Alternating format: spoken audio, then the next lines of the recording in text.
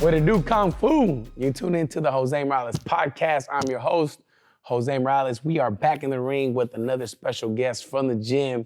This week we have Antonio Reynoso. What's up, you guys? Thank you for having me. So I'm glad to have Antonio on the show. We're gonna learn a lot about him. I did this thing on Instagram. I said, who do you guys wanna have from the gym? Whose story do you wanna hear? And this guy was one of the top people that people voted for that wanted. I asked him, how'd you feel about being on the show? And what did you say? I'm excited, man. Thank you, real quick. Thank you, man, for everyone that said to me. I appreciate it. I would listen to podcasts, and there would always be notable people that have done like really important things. And to think that people wanted me on the very same podcast, it's very, it's heartwarming. So thank you, honestly, thank you. No, yeah, I admire you just for who you are as a person. You do a lot of things where you're not afraid to be you, and you ask questions to better yourself, and you have no shame in saying you don't know, or, hey, what do you think about this? And I think that is crucial to growth, and it shows that you are humble enough to ask and speak up. And I think sometimes people hold their ego and like, oh no, I don't want people to think I'm stupid or I don't know something or da-da-da. I love that about you. So and when I thought about having you on here, I don't know if you know this, but I always explain to people that me personally, the way I learned so much and grew so much is because I had conversations with people. And I think a lot of people can learn from this conversation we're gonna have and learn from everything you've done right and wrong and from your life and where you're at now. Plenty I've done wrong. Make sense? Wrong. Yes, sir. So, but before we get into a dive into where Antonio's doing, and before we get into Antonio's story in his life and how he is to where he is now, first, introduce yourself. Say who you are and what do you do now with your life. Introduce yourself to the people that know nothing about you. Know nothing at all. There's some people that are listening to this that have no idea who Antonio is. This is your chance. So, tell us who you are. What's up, you guys? My name is Antonio Reynoso. Proudly have Peruvian, have Guatemalan. My dad's Peruvian, mom's Guatemalan. What part of Peru and what part of Guatemala? My dad was born in Huancayo, up in the mountains. He's a mountain kid. My mom was in a little pueblito called Chicaman. So I would tell some from Guatemala, where my mom's from, and they wouldn't know like nothing about it. Yeah. You know what I mean? Just because like a little village. And my roots play a huge role in my upbringing, just because, his Hispanic upbringing, you got a lot to live up to, you know what I mean? Like first generation here, your parents come and you're like damn, my parents came all the way from their pueblitos, and I'm my first generation here. I gotta. Your parents met here? They did. They met in Guatemala, in a bakery. Your dad went from Peru to Guatemala? No. My dad's journey is a little bit more complicated than that. My dad was he came under a fake visa, he went to New York. That was where he first was. From Peru? From Peru, yes sir. And he slept on the streets for like 3 to 4 days because he had an auntie that lived in LA, that on the drive to New York, my dad got there earlier than what he was supposed to. So he didn't have anyone in New York. I remember he told me he slept right next to a bakery. And the reason he slept next to it because there was like the little furnace and it was warm. And he would sleep by there. And one night the owner of the bakery came and my dad was hella nervous. He's like, oh shit, I'm about to get kicked out. But it ends up he started like giving a little bit of food. You know what I mean? So a little something to survive off of just in New York by himself. My dad's auntie ended up coming in and picking him up and taking him to LA, I think it was. And that's where he just kind of, he started building himself up little by little. He ended up, I don't know how he ended up in San Francisco, but however it was with, it wasn't any family. He lived in a room with some lady that just, happened to know. And when he was there, that's where he kind of started building himself even more. He worked as a janitor at first, like the little job that you start when you first come here, janitor, cleaning stuff. He worked at a restaurant, and while he was working at the restaurant, he would always, I feel like this is where I kind of got that, where I'm not too much of a sayer, I'm more of a looker. That's how I learn. I watch. I stay back, I watch a lot, and that's how I learn. My dad was the same way. As a janitor, he would always watch the cooks and be like, oh, I think I could do that. I'm gonna try that one day. And one day, I guess just like stars aligned, the cooks left And for whatever reason, they weren't there and they needed a cook. They didn't have any cooks. And like they asked the janitor, like, hey, you know how to cook? And my dad's like, hell yeah, I know how to cook. Because it's just all that learning, all that watching. And from that, he started cooking and he wasn't doing too bad. He wasn't doing the best, fucking janitor 2 hours ago and now he's cooking. And as he was cooking, he got the hang of it. And the next day, they asked him again, you want to cook? I'm like, all right, I'll cook. And months passed, he ended up being like the head cook. He ended up cooking at the restaurant. He was doing really well. It was a successful restaurant too. It's one thing to be a good cook at a bad restaurant, and if you're a good cook at a good one, then that means a little something more. This is in San Francisco? This is San Francisco, yes sir, in a Peruvian restaurant.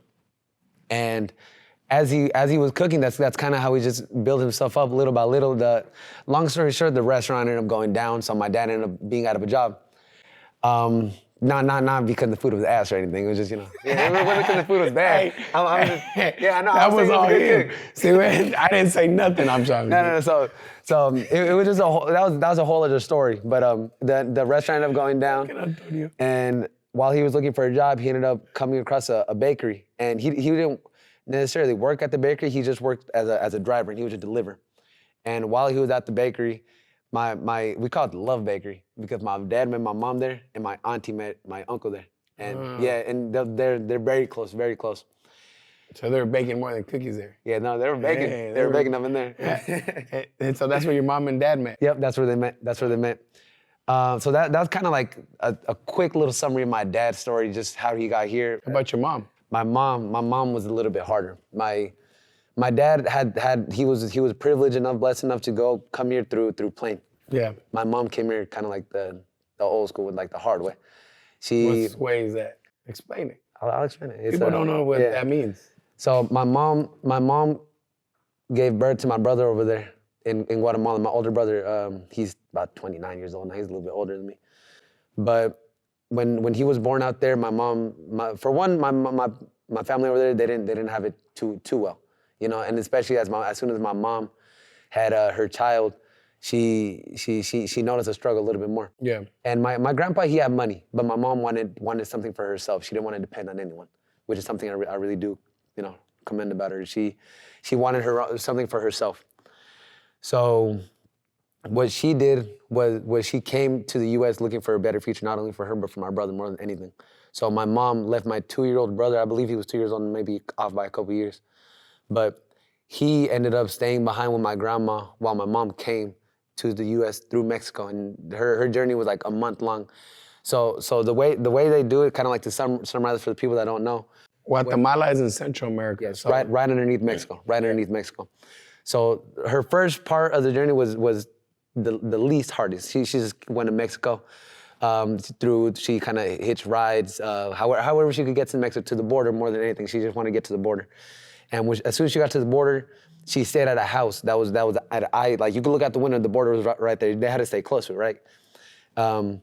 That's when they got in contact with the coyote. And the coyote basically is just like the person that gets, coyote in English. It's slang for the person that you pay that guides you through the border crossing. Through the border, yeah, exactly. Yeah. And back then, my mom would say that she told us that you weren't too sure as to who was a good one and a bad one. Yep. Because if you get the bad one, they can kidnap you. They can also trafficking was sex trafficking and things like that. The biggest thing about my grandma was scared about. Yeah. But luckily, I mean, technically, no coyote is really a good one.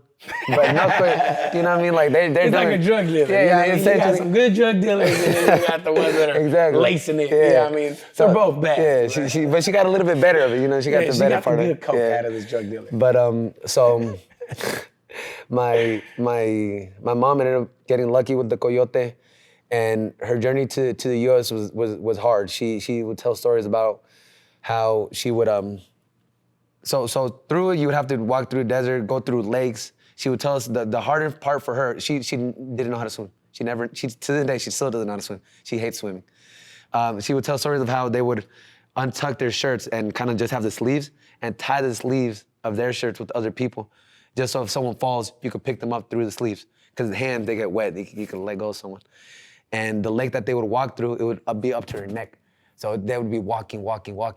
And through all that, just be careful that Border Patrol didn't come by. And so when they were there, they would be like, people would all be hella nervous and be like, oh, la mira. They get underwater.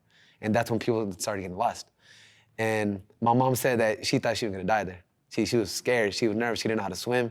She didn't know any of these people. She was tired of strangers, complete strangers. And normally when you know, obviously there's good people in the world, but if a stranger sees another stranger fall in the water and start going away, not a lot of the strangers go after them. You know what I mean? Yeah, they're like, too bad. Yeah, exactly, like too bad, like I'm gonna get by. So she was scared, she didn't know what to do. And she went alone? She went alone, she was all by herself. She was the first one to come to the US from her side of the family. It's a big ass family. She was the very first one.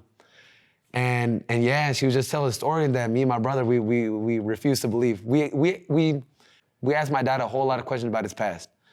And we never asked my mom, for whatever reason. It's just, my dad's a good storyteller. My mom is more, you know, introverted with their past. But I'm sorry. No, you're good. Sometimes people that are hard to tell things is because they struggled the most with it. And they got a lot of trauma. You know what I'm saying? So yeah, you should definitely talk to mom. Keep on. Hey, I'm interested, man. Keep on. I like hearing this. So then, she struggled to get here. She finally made it though. She made it here. I think she stayed with a family member. That part is a little bit more that I'm a little bit more unsure about. But she stayed with the family member, I believe, in San Francisco. Her first place was San Francisco. And she ended up working at the bakery. I don't know how many jobs she went through until then, but all she ever talked about was the bakery. You need to talk to her more. Yeah, no, I do. I definitely do. That's something that I struggle with myself. How do you feel knowing all this about your parents, though? It adds pride, though, right? It adds pride. It definitely adds pride to who I am today. And it adds more, it's not pressure that I feel to make something of myself. It's more like incentive, I guess you could say. You know what I mean? Yeah, it's I know like, what you mean. If I succeed, when I succeed, I'm gonna look at my parents and be like, you know, like, I'm not here. Yeah, exactly. I did this for you. And hear that. I tell some of my parents that everything that I am to this very day is all because of them. I could have, like, you know, obviously there could have been a lot of different paths I could have gone down. My parents, the way that they raised me, the thing that they went through to become the people they became is the only reason I am the way I am today. Let me say something about that. This is very important that you said that. I tried to explain this to so many people, especially young teens and kids, is that you want to talk to your parents about their story. And if you can, talk to your grandparents. Because the more familiar you are with your roots, the more familiar you are with the struggle your parents and grandparents did to get you to where you are, the more appreciative you're gonna be of the life you live. And the more appreciative you are of the life you live, the more you're gonna do with that life than you would if you didn't know everything it took to give you that life. So that's exactly what Antonio's saying right now, is him knowing the struggle that his mom had to get through, crossing the border through lakes and rivers with strangers, his dad working at these jobs, getting at this place, and all these things, living on the streets, all these struggles that they lived through to get to Antonio to be sitting right here is what what is his fuel to get him daily. So that's the first nugget you just dropped. What I mean by golden nugget is that's the first thing you just dropped for all these people right now is get familiar with your people, talk to them. Yeah. So now knowing all that. Thank you. I'm sorry I don't make my bed all the time, honestly, but thank you. No, and you need to apologize. Yeah, I do. I definitely do. No, you need to apologize for this. So let me tell you something. Antonio got a custom-made sparring gear. I know you about to say that. Yes, sir. He got a custom-made sparring set. So he got his headgear, his gloves, everything. And he made it all Peruvian colors. That's it. I do regret it. I 100% regret it. That's it. When he said it, not once did he even put the Guatemalan flag. And I looked at him and I told him, it looks nice. I like it. I told him I like it, but you're forgetting Guatemala. I'm like, and who gave you birth? And where's your mom from? And who struggled so much to the border? And you couldn't even put Guatemala on a little bit? Right. You feel bad, Coach. Come on. And I told him, I'm like, you need to make a whole new one, or you should have went half and half. Because now every time you look at that, you got to remember your mom's struggle. And right now you're not representing your mom's struggle. And I do. Every time I put on the gear, I always think about it like, damn, I kind of felt my mom in that sense. Yeah, so good. Anyways, I'm glad I made him feel bad. You better apologize to your mom for I that definitely shit. am. No, me and my mom have a really good relationship. It's really good. You're a good dude. You're a good dude. Thank you, Coach. No, you are. And you're amazing, for real. A reason I mean, it's not an excuse, but another reason why I didn't put the Guatemala gear on is because my mom hates that I box. But I feel like that's everyone. She hates that I box. I would go home with sometimes a busted lips or a bruised eye. I would always hide it, at first. Now I kind of mess with her. I ask her like, hey, Mom, I got a new one. Mom, look at my lips. And she'd always, she just bugs me by it. All moms, I mean, especially, like my mom hated boxing too. My mom only went to one of my fights and she hated it. She same. I think that's just how moms are. They don't want to see their babies get hit. Exactly. So that's next. You grew up here, right? So they Yes, had sir. you. Did you live in San Francisco or did you? I was born in San Francisco, and I only lived there up till I was like 4 or 5, so I don't really and then you remember. came to So Sac? I was. What brought your parents out here? It was hard to live out there. We shared a bedroom. From what I remember, that's another part of my past I haven't really talked too much about or learned too much about. We shared a room, I believe, with my auntie and the other auntie and uncle that met at the bakery, the Love Bakery.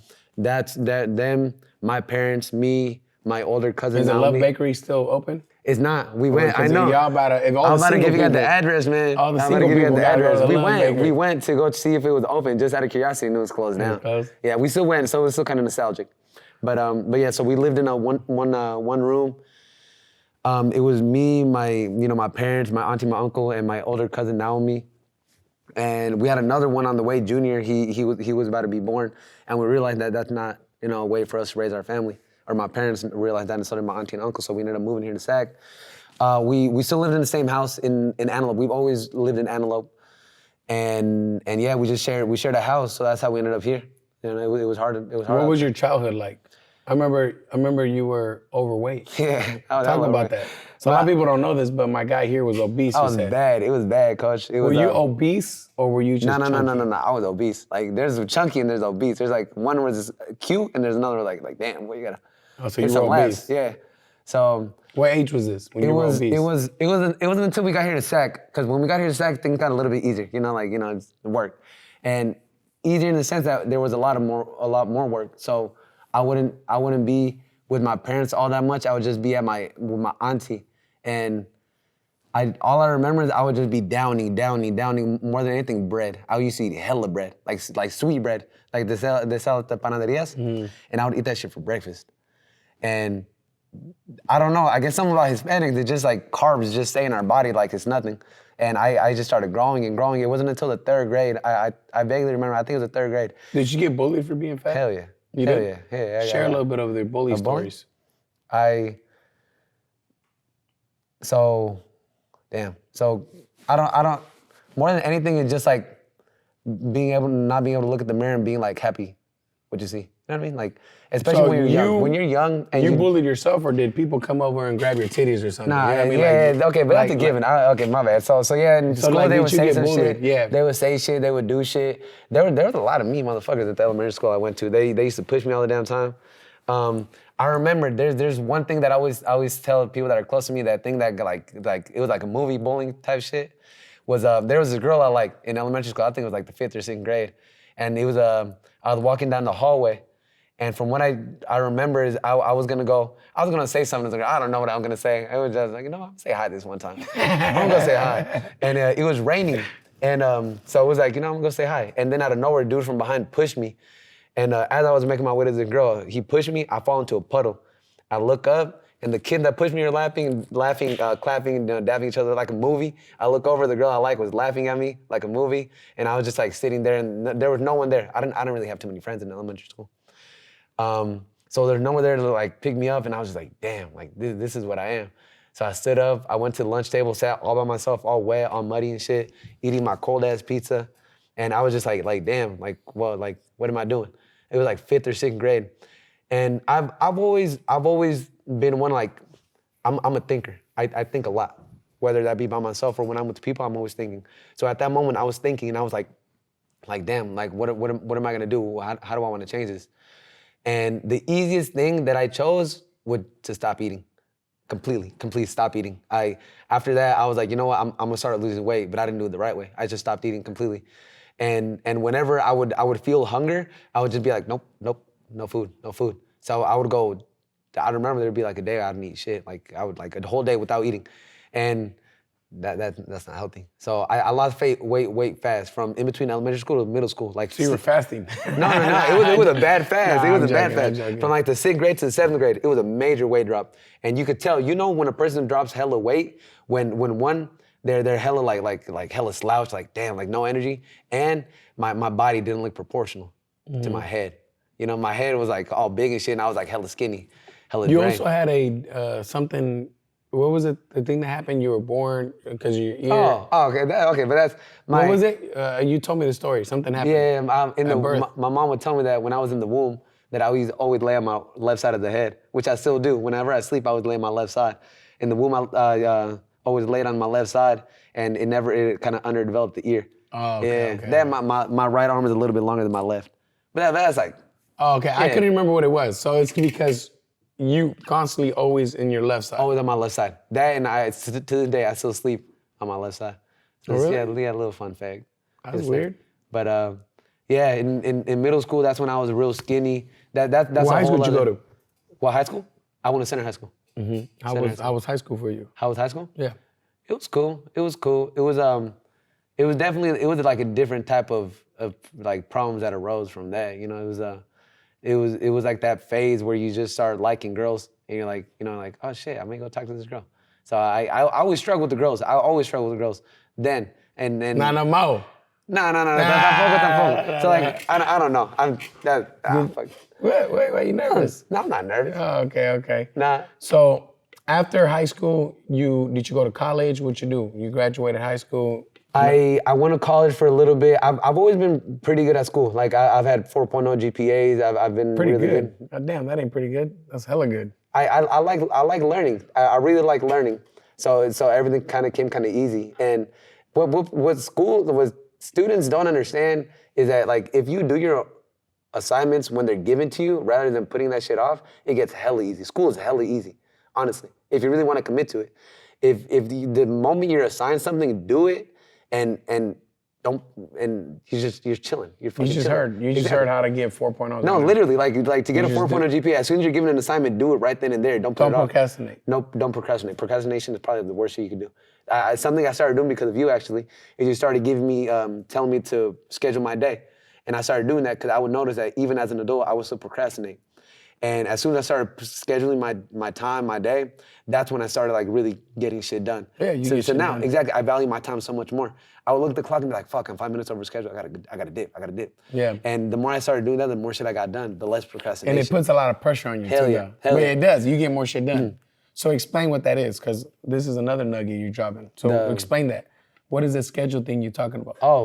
So what I do is every night before I go to sleep, I visualize my whole day, everything, every little thing, every aspect, from when I wake up to what I eat to when I eat it, to what I watch when I eat, like little things. I feel like I take it a little overboard, but I like to do that. I visualize every little thing. I visualize us having this podcast and what I'm gonna say, how I wanna say it, like the little things. That way, every time I do things, I've already been there before. And you lose that little nervousness from like, oh, this is kind of new. So what I do, I schedule everything throughout the day. I get it done, and yeah. So it's nice too. At the end of the day, to wind down and just look towards the next day, rather than kind of just like go to sleep, you know. And it helps you really think and puts things in like perspective. So you put everything on an agenda and on a schedule. Yep. Yes, sir. So you pretty much said, I'm gonna wake up at 5. From 5 to this, I'm gonna do this. From this time to this time, I'm gonna do this. So your whole day is planned out, including your lunch, including your PlayStation time, including your everything. I actually don't have time for that anymore. No, but I just use that for an example. Yeah. I'm using it as... Yes, sir. He say he don't got time for it, but his fool's full of shit. He's like a computer. No. When you play video games.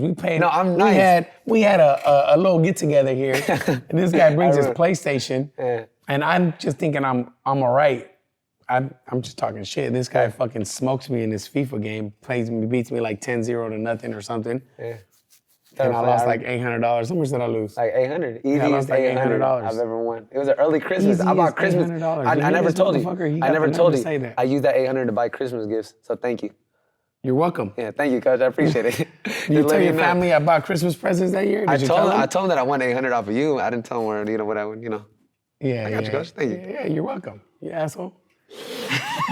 You worked the In-N-Out, right? You were the best fry guy in the In-N-Out. Tell us about In-N-Out. In-N-Out's a really good place to work, honestly. What you gain from In-N-Out? What I gained from In-N-Out? I gained work ethic. Before I used to be hella lazy.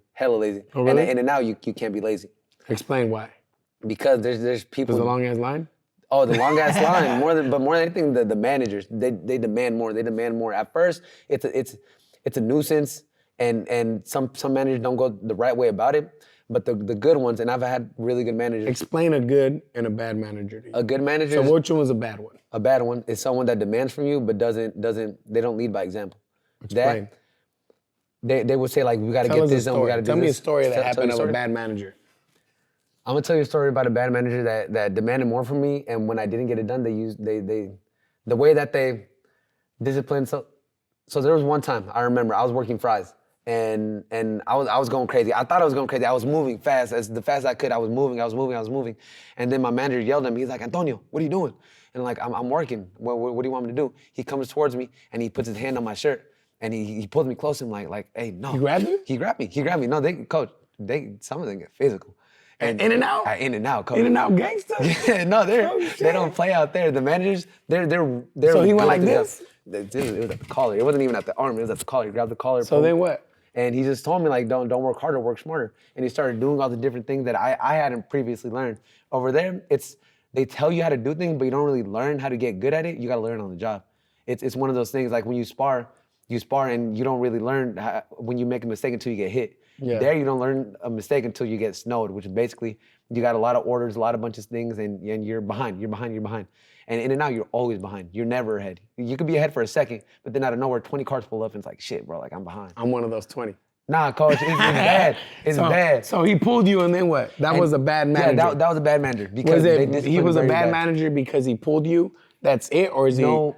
What necessarily makes him bad? Because there's no amount of you can get paid, I feel, in the food industry. for someone to grab you like that. To physically discipline you in that way. Okay. That's like a line that shouldn't be crossed, All I right. believe. Yeah, I understand. I agree. I didn't know, because maybe some guys, I don't know. Oh, yeah, you're right. All right, so that's a bad manager. What's a good manager? A good manager, I've In and out. I'm gonna do a quick shout out to Giovanni. I worked with him for a long time at Arden for a couple years, and luckily I worked with him in Roseville for a little bit. Basically, he demands more from you, but he leads by example. He's a he's a hard worker. And he demands more, but it's like a insult sandwich. You know what I mean? Like that. Like he says one thing good, he says something you're doing bad, and on top of that, he adds something good. You know, like he tells you what to do, but he does it in the right way. It's not like hey, do this. He ain't grabbing your shirt. No, he ain't grabbing my shirt. He builds a relationship with who who's working for him. That's something that the other manager didn't do. And I feel that if you don't build that relationship with your worker, and that's in every aspect. If you don't build a good relationship with your worker, then you're not gonna work. They could work hard for you, but it's not gonna be long term. It might be for short term, but you're gonna burn out. They're gonna get tired. Another thing too, quick, that you get, I think anywhere you're at, you can gain something from. Oh, like even if it's a horrible place, you can learn from how horrible it is, or a good place and how good it is. You can learn from both. Like you did with a bad manager. No, I learned a lot from the bad manager. I learned not to be slow. Yeah. I learned not to be slow. You learn how to be hella fast. So how long were you at In and Out total? 3.5 years. I was there for a long time. It was my first job. And I thoroughly enjoyed it. Like I said, I learned a lot of work ethic. I learned there's a lot of good people that work at In and Out. Yeah. A lot of good people. And yeah, it was a really good place. What happened to In and Out? What made you leave In and Out? Here? I just wanted, I don't know, I wanted to commit to it. And that was, I remember quitting In and Out, and I still hadn't had a job here. Yeah. I still wasn't teaching here. So I ended up leaving just because I wanted to put a lot of time here. I like being here. I like being here. Even before I worked here, I like being here. It made me feel good about myself, being able to talk to people, being able to box. And I don't know, I felt like I wasn't using my time properly. I remember there was one shift where I was taking orders with the headset on, with the tapping on the screen. Hamburger, cheeseburger, hamburger, like back and forth. And for like 4 hours, just back and forth, coach, like no, like standing still, just picking at a screen. Like what am I doing? I'm at that point I was 21. I was 21 years old. I'm like, what am I doing? I'm 21 and I'm doing this. If I'm gonna be like this up to like for hella long, I'm gonna just, take a little leap of faith and even if I don't still got a job at the gym, I'm gonna go and I'm gonna commit, I'm gonna do something that I love. I'd rather be broke, but doing something that I like to do instead of getting good money, because In and Out they pay well, than getting good money and doing like just picking at a screen. That's another little good quote right there. My man just dropped. Yes, sir. We're gonna talk about this whole story of how you got into the gym. Okay. We're gonna come back to that. Before that, I wanna talk about how boxing came about, because you actually didn't start boxing here. No, I did not. Share that story. What made you want to get into boxing? How did boxing come about? How'd you convince your mom that it was okay? Hey, no. When I first started boxing, it was just for the training aspect. That's what I told my mom, that I want to go to the gym. I was 21 years old. I started during COVID because I started getting heavier during COVID again. Oh, so during COVID, you started gaining weight again? Yeah, I started gaining weight because that COVID 20, that COVID 20, I started gaining. And I started looking for different ways to gain, to lose weight. And I've always been interested in boxing. My dad is a huge Manny Pacquiao fan. He had every single one of the fighting CDs, and we'd always watch it. So in the back of my mind, I'm like, you know what? I'm gonna give boxing a chance. And like I said, I've always been interested. I've always been really insecure about going in by myself. But thankfully, my brother and my two cousins, they wanted to start boxing too. So we took advantage of that, and the four of us went to Flawless Boxing and Fitness in downtown, and that's where I started taking classes for three or 4 months, I believe, before I started training with the head coach over there. Mm-hmm. And I started training over there, and I fell in love with the technical side of it, the learning more than anything. Like I said, I've always been a learner. I love learning new things. So that's kind of how I got hooked. But just something came up, and I ended up leaving that gym just because me and the coach didn't really. There wasn't that connection, like I remember you saying, like a boxer and the coach is like a relationship. Like there's no connection.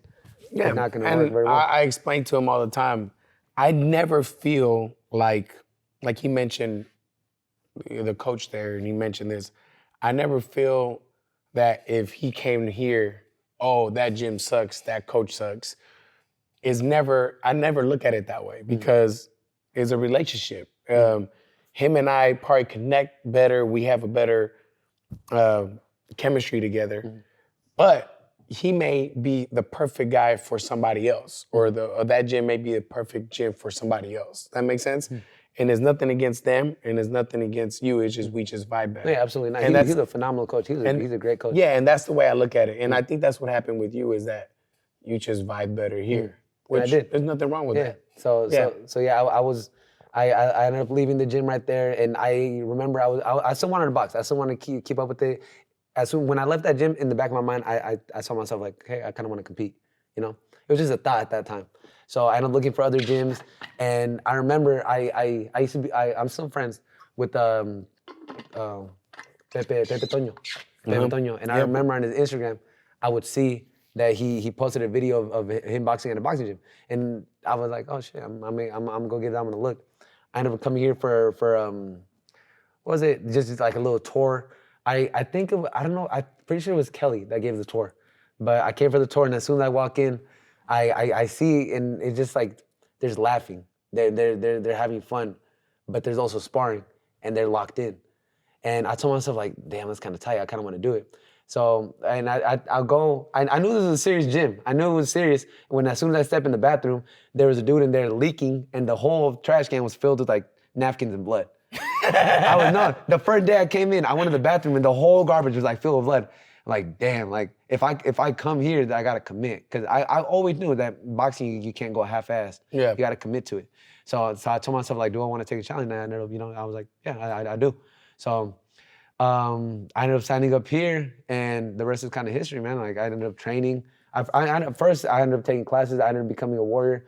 I remember when I first became a warrior, even before, I started training with the blood axes and the Attilas before I was even a warrior. I was just kind of looking at what you guys were doing, just in the back watching, and then I kind of started talking to. I forgot who I first started talking to, but the first thing I did was when they went running, I went running with them, just behind them, just following them. They came in, they started hitting the back, I started hitting the back too. The only time I didn't do things that they were doing was when you were leading it.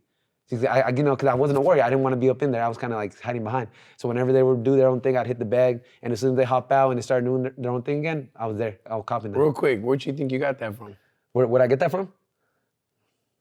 Oh shit! Now think about it. Damn, that's crazy. My dad. You got that from your dad. I got it from my dad. You got that from your dad, and you probably got that from hearing him talking about it, or is in your DNA, or both.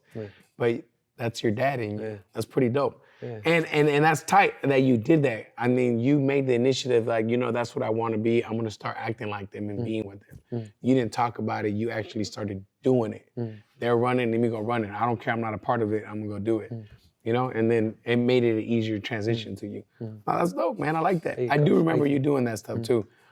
How was it going into the warrior training, and what made you, what do you think was the biggest change from you, and what did you gain from it? The biggest change was definitely it was like, you got to be disciplined. You got to be disciplined. Before then, you got to be hard on yourself too. Before then, I had, to the day, I still have it pretty good. I have it really good actually. My parents are really good with me. I've never been hit in my life. No, a couple times my mom gets, But as far as that, I've never got into any fights. I've never done anything. I've had a really nice upbringing. So coming here and facing like real adversity, that was a bigger change. Getting your ass beat and deciding to come back the next day and still get your ass beat, but getting better. Yeah. A little bit less of ass beating. Yeah, do you remember what happened at the beginning? I do remember. I stopped coming for a little bit because What happened? I got my ass beat. I got a concussion. Yeah. And I stopped coming for about a month. Yep, and then you were like, do you remember what you told me? I don't want to spar no more. Yep. I do remember that. And I regret that. No, and it's part of the growth. So I'm gonna explain that. There's another nugget I'm gonna talk about. I feel like boxing just keeps everything honest. It keeps you as honest as possible. You can say whatever you want. You can say you want to do this or whatever. You're living a life you say you're living. At the end of the day, it shows. It shows if you are disciplined, you're running, if you're eating good, if you're on drugs, you're not on drugs, if you really want this or you don't want this. And one thing that I could tell with people, I always do this with people that are new. I always make sure they get their ass kicked once. It's just part of the growth. It sounds bad. People are like, oh, what do you mean you make sure they get their ass kicked? Obviously, the ass kicking is not like I make sure you go to the hospital and you're gonna die kind of ass kicking, but I make sure you get pushed to the point where I wanna see what happens. Meaning, are you gonna come back harder from that ass kicking? Are you gonna disappear, quit? Are you gonna, hey coach, I don't wanna spar no more? What is in here? What is it? What kind of heart is in there? Because the heart that's in there needs to be pure and it's gotta be strong and it's gotta have no quit. Because if it does have quit in it, this sport is not for you. You probably need to go to that Love Bakery then. Exactly. Because this gym is not for you. This sport is not for you. And that is why I do that. I did that with you. And what happened during that time when you say you didn't want to spar? How did I act towards you? Do you remember? I remember it was like, it was very like you were distant. Yeah, I was like, I told you, you could train with the Warriors, but if you're not gonna face your fears and you're not gonna push beyond that, I have no job to do with you. You didn't take me seriously. I have nothing to do. What can I do with you? I'm like, unless you wanna just work out and have fun and then yeah, but there's no, imagine, let's go back to your original story as far as your mom and with the coyote.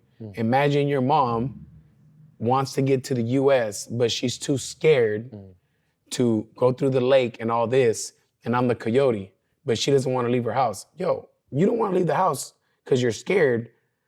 I have no job here. I can't guide you through the river, through the lake, and get you to the US because you're too scared to face your fears. Your fears right now are, I don't know how to swim and I don't know how to get over there. Well, that's the same thing right now.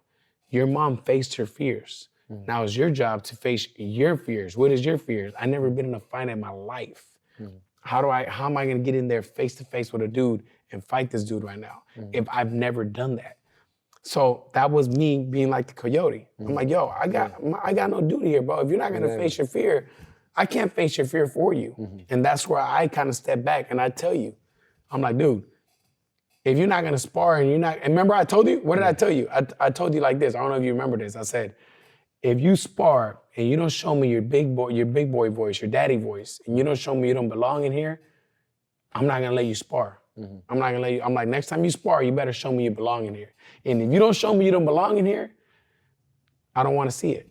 Remember I told you that? I do. Do you remember I told you that? I do remember. And then what changed from you? I didn't want that. I wanted more for myself. I rethought something I still do to this day. Whenever I get hit with anything hard, whenever in that moment, I think about all my bullies. For whatever reason, I don't know why. I remember all my bullies, first and last name, by heart. And whenever something happens like that, I remember I used to get hit hella hard.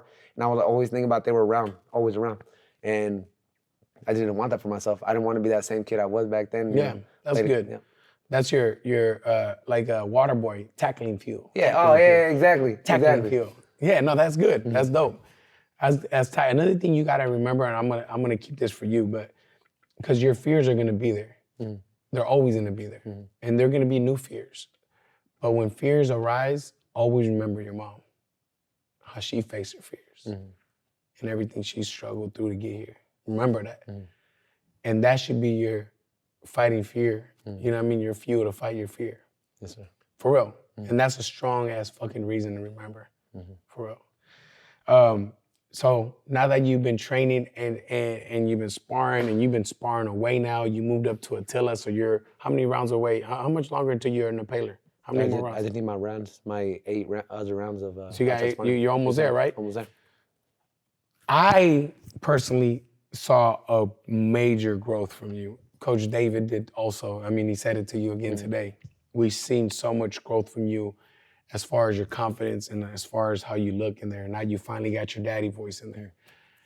We just got to fine tune a few things. But we actually see this guy now that before was just a little boy hiding. You know what I'm saying? How do you feel with the amount of growth you have now compared to the guy that didn't want to spar? I'm definitely happy with myself, but if anything, I'm more, I guess you could say hungrier than before, because now I know that I can. It's just a matter of telling myself that I can, doing everything I have to do, trusting the process, just giving it time. That's what I tell myself. Something that has really helped me is meditation. The meditation we do outside, before training, we do 15 to 20 minutes of, no, not even 15, I do 15.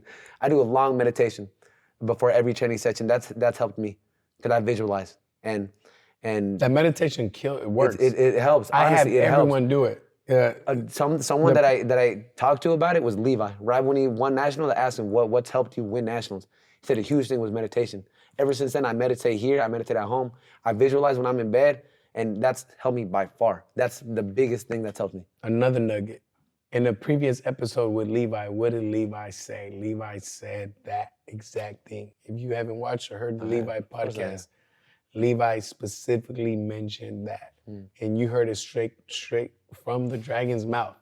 And it's true. That's why I also wanted to add it to training. I'm like, we have to meditate at training because I just want to prep you for that. So that's badass. That's another nugget you just dropped. You brought on to everybody. Yeah.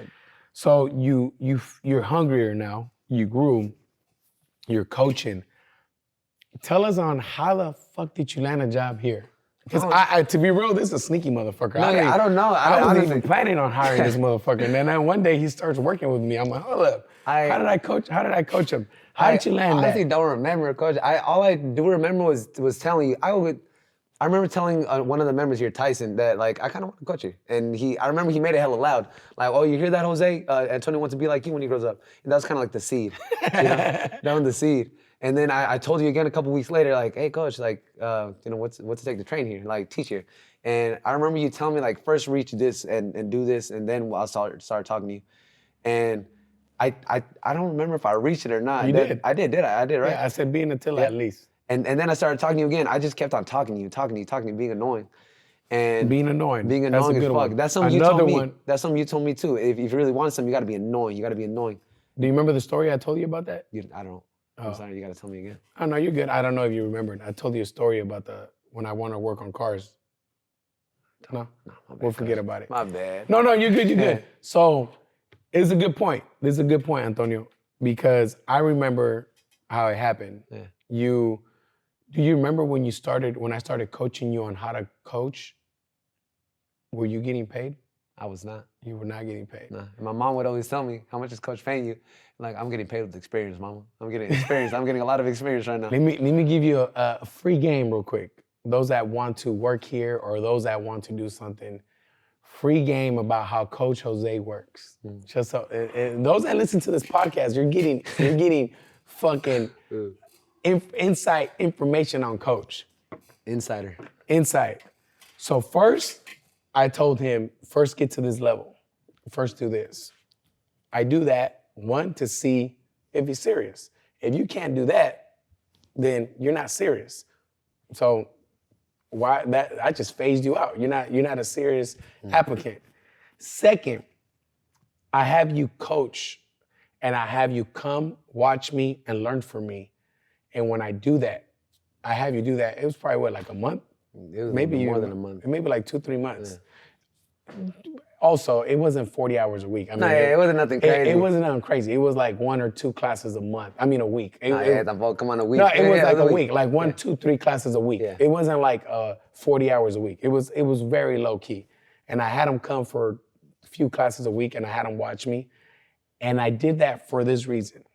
If you can't coach and learn for free, and you can't do this for free, then this is not for you. If you're strictly focused on the money and you're doing this because of the money, that's the only reason why you're doing it, this is not for you. Because this is a type of career path that you're here to serve people. You're here to help people. I'm here to bring the best out of you. I'm here to help this person that's sad, depressed. I'm here to help this person lose weight. I'm here to help this person be a better boxer and win fights. Yep. All that is me giving. I'm giving to this person, I'm giving to that person, I'm giving. Nowhere in there am I taking. And where it comes down to where, hey, I'm here, I'll be there, but you gotta pay me, that's not a giving person. So now I'm seeing that you do not have that trait of being a giver. And if you don't have that trait of being a giver, you're not gonna be successful as a trainer and as a coach. So that's me phasing out to see how much of a giver you are. From there, once I see that, okay, he's good at, he went and he showed that he wanted to be here. Now he's willing to learn and he's been here learning from me and he's doing a good job. Then I'm like, hey, guess what? Now you started getting paid. And then you started getting paid. Now it became a career to you. Yep. But that evolved from bugging, Exactly. wanting it, Annoying. but being annoying. That evolved from that. Too many people go from asking, oh, he told me to do that first. I don't want to do that shit. Oh, he told me I don't want to do that shit. Da, da, da, da. You know what I'm saying? Yes, sir. It's too much of, what the fuck? Exactly. You're not willing to push that much more for it if that's really what you want. No, what you really wanted was a quick check right away. You wanted to start and be like, oh, I made this much money in my first week. It's not the business for you. You need to go hack Instagrams and sell crypto or some shit. Because this is a business about giving. I agree. Yeah. 100%. So how did you feel when I made you come watch me? Now you weren't getting paid. I didn't honestly at that time I didn't really feel too much about it. I wasn't upset about it. I like being here. Like I said, even before I started working here, before I started teaching, I like being here. It was definitely hard though, like, having to talk to people that I had never met before, being loud. I've always been quiet. I've never had a problem talking to one person, like one-on-one, but in a group, I struggled in that. Yeah, and you grew from that, because remember at the beginning, what was the biggest thing I told you that you were lacking as a trainer? I had no daddy voice. No daddy voice. I'm like, bro, I gotta feel your presence. When you show up, I gotta know Antonio showed up. Yeah. You show up and I don't know you showed up. I gotta know, oh shit, fucking Antonio's here. Exactly. And you changed, you grew. Your confidence grew. You walk more like you deserve to be here. Chest you belong out. to be here. Yes, chest out. What changed? I don't know. It's just something that comes with it. It's just, for one, you just learn how to do it. You gotta, at first you gotta, you're like, fuck it, I'm gonna do this anyway, so I'm gonna do it right. So I ended up doing that, and just through doing it a lot, through getting the reps in, you get more confident. You're like, you know what, like I'm good at this, so there's nothing to be nervous about. Just do what you love to do, and if you're gonna do it right. That's what I tell myself. I like I said, I love doing this. To me, this isn't a job. I wake up every morning, I'm like, damn, I gotta come here and do this. So I come and I do it happily, and when I do it happily and I teach how I want to teach, I do it right. Yeah. So. Amen. Yes, sir. Amen. Thank you, Coach. Thank you. So now throughout the whole experience, you went the whole 360. What are your goals for the future for you as a person, as a trainer, as a boxer, as a son? As a son. Who do I want to be in the future? Yeah, who's Antonio? Get everyone familiar with who you are. I definitely want to. Owning a gym is definitely in the angle. I want to own my own gym, and I definitely saw a group that I had in mind that I wanted to definitely aim for more was for the underprivileged and primarily the minority group. The reason behind that is another quick story was when I went to Guatemala the first time. I was in a ciudad called Coban, and it was Christmas time. My auntie she had a routine that every Christmas she would go to this Honestly, it was a dump. It was literally a dump where people go and take their garbage and take food there. And she said, hop in the car, let's go. And I didn't know what we were doing. We go into the dump, and as soon as we roll up, I see the kids, no shoes, no nothing, barely a shirt on, some shorts, start running after the car right behind us, hella happy. Like, damn, like the kids are lost or something. And then we pull up, and then people are coming out of the trash, like literally coming out of the trash, coach. And they start surrounding the car. My tia opens the bag, and they're like, Mari, that's her name. They're like, Mari, ¿cómo estás? How are you? What do you bring this time? And she started bringing out bags and started handing these kids all these things, all these candies, all these toys. And I keep seeing, like, coach, if you went, you'd be surprised at how many people lived there. It was like at least 100 people that were just coming out of trash. And so we ended up giving them everything that we had in the car. Everyone was happy. As we were driving away, there was a little girl that started running towards the car. And we stopped, and my tia Mari opened the car, and she's like, Mija, I have nothing for you. Like, I don't have anything for you. And the look in her face was just like something that stuck with me. Still, that look still sticks with me. And I told myself when I was coming back that I want to help those kids in any way I can. I want to help the underprivileged, because seeing that little girl walk away, and the reason she wasn't there to get all those things, she was taking care of her younger brother. So it wasn't even that she was going around doing something. She was busy. And just I've always wanted to help the underprivileged. I always want to help kids. I love kids for whatever reason. I love teaching kids. They're to me, I love conversating with kids almost more than I love conversating with adults. They're so pure, they're so innocent that it's sweet. You don't get that anymore now. So I definitely want a gym that I can help more of the minority group, the underprivileged. And so yeah, own a gym. As far as what I want to be as a boxer, I don't have too many goals of becoming a professional boxer. I don't want to do any of that. I just want to know what it's like to go through the ranks. I want to know what it's like to be an amateur boxer, know the emotions. Because I feel like you can't really coach if you don't know the emotions behind it. It's one thing to know how to box. It's another thing to know the mind behind the boxer. That's the hard part. So I definitely want to gain that experience and be able to share that with other boxers. And the only way to do that is becoming a good boxer. So if I become a good boxer and keep on doing my thing and see where that takes me, I'm gonna keep doing that. But as soon as I get financially safe and being able to open my own gym, I'm gonna do that. I don't want to stay too long. I don't want to get hit in the head too many damn times. I like hitting. I don't like getting hit too damn much. So I'm gonna do that. And as far as what I want to be as a son, I've always told my mom that as long as I could buy you a one-story house with a nice pool, which is her dream, then I succeeded as a son. I want to buy you that house. I want to get you that pool. I'm gonna do that for her. My dad would always tell me, take care of your mom, take care of your brother, don't worry about me. I'm gonna take care of your mom and your brother too, but don't worry about me. So yeah, I don't need to take care of my mom. I'm gonna help put Dante through school. Dante's my younger brother. And my dad is gonna be solid, me and him. So that's dope. Yes, I really, really like that. Thank you, Coach. I like that a lot. I like how you explain. I could tell your dad set very good core values at home. If you hear the episode where I talk about, I think it was Hermano, when I talk about my kids and how I am with my kids, I say a lot of similarities to what your dad tell you, where he says, take care of your mom, take care of your brothers. And it stuck with you. So you still remember that. Does. And you're going to live by that. These are core values that us parents have to make sure we instill in our kids when they're little. And believe it or not, they're going to remember these things.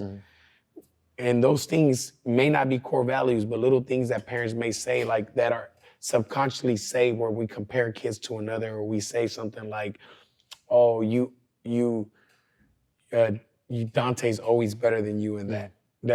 When you say that to your kid for so long, it sticks with you. It sticks with them when they're older, and they always know, oh no, my brother's better than me at that. So I like that. Your parents did an amazing job raising you. When they're done with this, you need to tell them thank you again. Yeah, I'm gonna give my mom a call as soon as I get done with this. No, for real, they did an amazing job raising you. And then when they came here and I met them, you can tell there's a beautiful family. I talked to them, and then the food they brought was fucking banging. Yeah. Peruvian cuisine, man. My mom, she learned how to cook Peruvian food. So we get down in the kitchen, Coach. It's good. You need to deal with some Guatemalan food too. Don't be forgetting about that. No, of course not. We eat Guatemalan food, some plátano, frijol, queso y crema, Coach. All right, checking. So now that you shared all that with us, we got familiar with your story, we got familiar with you, I'm gonna start asking you fun questions. All right. Just things to throw out there. Yeah. What's your favorite place to go out to eat out here? My favorite place to go out to eat? As of late, being that I'm on a budget now. I'm on a budget, so I can't be going now. So why are you on a budget? Because I honestly I want to go talk to a financial advisor. I told him my very same goals, and he said you got to start saving now. Yeah, you do. You don't. And you told me too. You don't want to depend. You don't want to take out loans. You don't want. You don't want to be having paying someone back. I was about to get on you because I'm like, I went to talk to a financial advisor. Motherfucker, I've been bugging you about that. Yeah, you haven't. I told this guy and I told Alex. What did I tell you guys? Be careful with your money. No, I said save now. Yeah, save now. Save now. Be fucking frugal with your shit now, so that when you're ready to have your own gym and you're ready to have all this, fuck a loan. You pay for that shit yourself. Exactly. Fuck that. So I'm glad you're being frugal, not bad. So you're balling on a budget. Where you going to eat? So there's the Nugget Marketplace. They sell some good sushi out there, cause they sell some good food. And they got some bomb sandwiches. They do. They really do. They got some bomb sandwiches. I never had the sushi though. No, the sushi's pretty good. The dude makes it there pretty fresh. And I'm a simple guy, so the California roll is more than enough. And honestly, I never had the sushi, but I know their sandwich is fire. The sandwich is fire. So the Nugget, I would definitely say the Nugget right now. The Nugget? Yes, sir. If there's Friday night out here, what is Antonio doing? On weekend, you're chilling, you have the whole weekend to yourself, you're about to party it up. What's a party style with Friday Antonio? night, I'm saying my ass at home, coach. I'm saying my ass at home. Throughout the week, I get so tired as far as like teaching, training, being with other people. Like I just need to disconnect. Yeah. Something that I don't tell a lot of people is like I'm not too much of a extrovert. I love being around people. I love teaching. But if it were up to me, I like disconnecting a lot.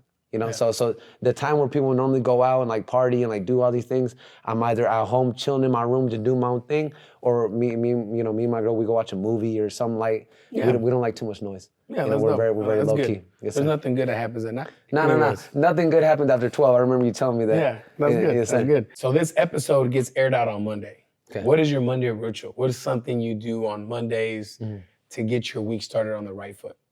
The Monday morning. I used to wake up just in time to make it to training and get my stuff together and just get started. Now I wake up like 45 minutes earlier. I wake up, I get a small breakfast, nothing too big, and I sit down just whether a chair, whether in front of my car, in my car, and I just visualize how my morning's gonna go. And I get to the gym early now, and I wrap up, I stretch, I go outside, I meditate, and I just shadowbox. Shadowboxing is therapeutic for me. That's another form of meditation. It is. So I train, and I have a small breakfast, and that's how my mornings go. Boom. Yes, sir. Anything you want to add to this episode? Again, I just want to say thank you for having me, Coach. Honestly, I don't tell you this enough, but I really do appreciate everything you've done for me. I look up to you, Coach. You've given me an opportunity, and I promise you, I will be the best me I could be just because of this opportunity. I never told you. The day you gave me the job, the day you told me you're gonna be on the payroll, I went home, I cried, because I was happy. Honestly, Coach, it has been a blessing, Coach. Thank you. I'm proud of you. Thank you for saying that. I know you're gonna do great things. I know you will get your gym. I know you will. And the best thing from all that, I know you're gonna buy the house for your mom. Yeah, hey, Coach, that's the angle. It's gonna happen. It's gonna happen. So, I'm gonna tell you, thank you for trusting me. Yes, sir. Thank you for listening to me, and thank you for being coachable. Real talk, you're very coachable. I tell you one thing, you do it. Like the whole planning out your day. I told you that, and you did it. And it helps. It helps. Yeah. So little things like that, that's you being coachable. And when you're coachable, I think that's one thing a lot of people struggle with. People have trust issues. So when I tell you, or someone tells them, hey, let's do this, and eventually let's work towards this, I think people like have a hard time trusting people. Like, no, he's trying to get over me, or what he's trying to get out of me. You know what I'm saying? Yes, sir. So the fact that you trust me, you listen to me, you're ready to just go with the flow, and thank you for that. A big reason as to why I trust you very much is that before I would always question, like, I wonder why Coach Jose does this. Like, why is he so good at me? And I realized that you really do care for me the day that I slept in. I didn't come to my 3 o'clock class. You called me and you didn't get mad. You just say, like, I worried about you. I didn't want to know where you were. Exactly. Like, you call me like, hey, where you at? Like, all right, man, you scared me. That's when I knew, like, Coach is really looking out for me. Yeah. I tell everybody, like, the work stuff, that can always be replaced. Yeah. I can always find another coach to teach a class, but I can never find another Antonio. Yes, sir. You know what I'm saying? Yes, and that's sir. real. Thank you, Coach. To have somebody like you genuine here, I can't find that. So That day you scared the shit out of me. I called your dad. I called you. I was No, like, yeah, damn. you called my dad. I don't know you got my dad's number. My Fucking I dad, my found mom, that my shit. brother, everyone. I was worried about you. I thought something it. happened to you. So no, yeah, for sure. So what are the takeaways from this episode that you guys can get from this? One first takeaway is probably get to know your roots, get to know your family. Mama. What's another takeaway you would say that is a good takeaway from this podcast, from this episode? From this podcast, if I were to listen to this podcast, I would definitely think that a takeaway that I would have is if you really want something, you got to pursue it, regardless of what other people say, how likely it's going to happen. If you love it and you really want to do it, you got to get it done by any means possible. Yep. By any means possible. All right. If you have not yet liked or shared or subscribe now. If you know somebody that can relate to this or can gain from this, share this episode with them. Well, thank you for being on. No, of course. How can people stay in touch with you? You know, how can people? I'm basically only on Instagram right now, 8OutRay. Give me a follow. I post just boxing related things, just my life. You know, so stay tuned, man. A lot of things are coming in the future. Thank you. Thank you guys for tuning in. Thank you for listening. Thank you for being on. sir. And shout out to mom and dad. Shout out to mom and dad. Shout out to mom and dad. Yes, sir. Amazing. And we out. Deuces.